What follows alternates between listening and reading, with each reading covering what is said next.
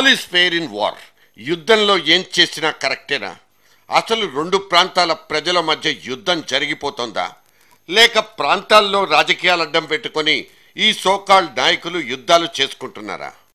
ఆంధ్రోలు మొత్తం ఆంధ్రోలే, లంకలో పుట్టిన అన్ని రాక్షసులే. ఆంధ్రలో పుట్టిన వాళ్ళందరూ తెలంగాణ ద్రోహులే. ఆంధ్రోళ్ళంతా ద్రోహులేనంటూ తాజాగా రెచ్చిపోయిన కేసీఆర్ గురించి కొన్ని మాటలు చెప్పుకోవాల్సిందే. బరితెగింపుడు మాటలకు పెట్టింది పేరైన కొంతమంది నాయకుల జాబితాలో తెలంగాణ ఛాంపియన్ గా ప్రకటించుకున్న కేసీఆర్ తో పాటు సీమాంధ్ర బ్యాట్స్మెన్ కూడా ఈ దిగజారుడుతనాన్ని ప్రదర్శించి పబ్బం గడుపుకోవడాన్ని ససేమిరా అనాల్సిందే.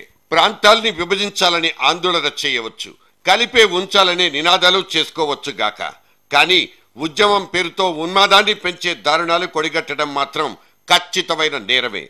ఫలానా ప్రాంతం వాళ్ళంతా అమాయకులు, ఫలానా ప్రాంతంలో పుట్టిన మనుషులంతా ద్రోహులంటూ ఎవరి ప్రాతిపదికలు వాళ్ళు రాసుకోవడం అనేది అదెంత మాత్రమూ భావయుక్తం కాదు, పైగా ఘోరమైన తప్పిదం కూడా. నాకు తెలిసి తెలంగాణలో వ్యక్తిగా ఎవరు కూడా ఇటువంటి పనులు సహించరు. వాళ్ళు ఆప్యాయతకి మారిపోయారు, వాళ్ళ అమాయకత్వానికి మారిపోయారు తెలంగాణ. అందుకనే దొరల సామ్రాజ్యం, పెద్దదాల సామ్రాజ్యం నడిచింది. ప్రాంతాల్ని బట్టి భాషలు, యాసలు, అలవాట్లలో కూడా మార్పులుండొచ్చుగాక, బుద్ధులకు సైతం ప్రాంతీయతను అంటగట్టడం సరైంది కాదని ఈ పెద్ద మనుషులకు ఎవరొచ్చి చెప్పాలో అర్థం కాదు. అసలు ఆంధ్రాలో ఎవడైనా మేధావి అంటోడు ఉన్నాడా లేడా? నాకు డౌట్. లేడా?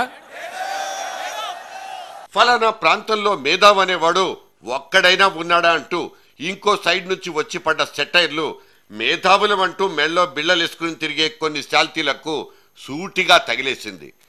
ఎవరండి మనం?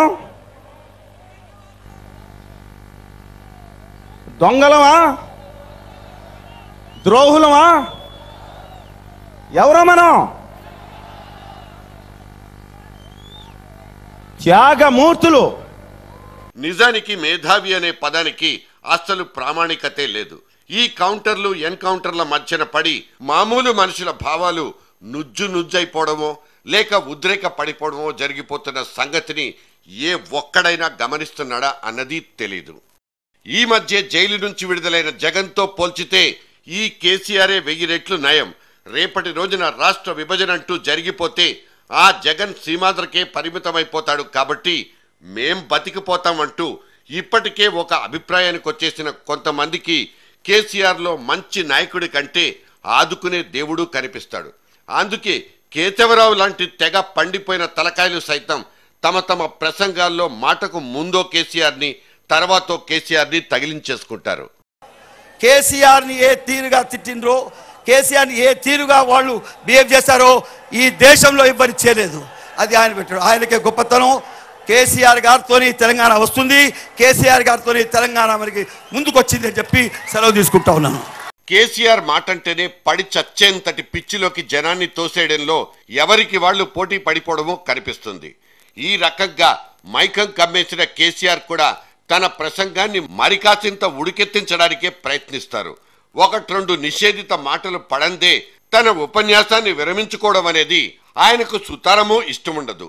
దాని ఫలితమే అక్కడ బార్డర్లు దాటి దొర్లిపోయిన బుల్లెట్లు, వాటి నుంచి చిప్పిల్లుతున్న ఈ విష పదార్థాలు కూడా.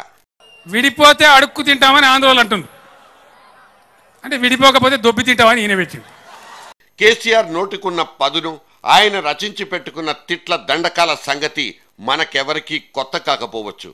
ఆ మాటకొస్తే ఆయన నోటి దురుసు చేసుకున్న పుణ్య ఫలాలే ఇవాళ అటు ఇటు తయారైపోయిన వార్ జోన్స్. ఇన్నేసి అనర్థాలకు నోరు జారుడనే ఆ ఒక్క రుగ్మతే కారణమని ఈ పాటికే తేలిపోయింది. ఈ క్రమంలో ఎవరో కింది శ్రేణి రాజకీయాలోళ్ళు సైతం సంస్కారవంతంగా మాట్లాడుకోవడానికి ప్రయత్నాలు జరుపుకుంటుంటే, ఇలా 12 ఏళ్ల తెలంగాణ ఉద్యమ సారథి విసిరేస్తున్న రాళ్లు తగులుతుంటే మనస్సు చివుక్కుమంటుంది. జనాల్ని చూస్తే చాలు నోటి దురుస్తనంతో రెచ్చిపోయే వాళ్ళందరికీ ఈ ధర్మాసనాలు బుద్ధి చెప్పే రోజులు అతి చేరువలోనే ఉన్నాయి. భావ ప్రకటన స్వేచ్ఛను ప్రసాదించిన మన రాజ్యాంగం పుస్తకాల్లోనే భావ ప్రకటన స్వేచ్ఛ పేరుతో వివిధ వర్గాల ప్రజల మధ్య, ప్రాంతాల మధ్య చిచ్చు పెట్టే ప్రయత్నాలు చేయడం నేరమని చెప్పే ఒకానొక అధికరణం కూడా ఉంది.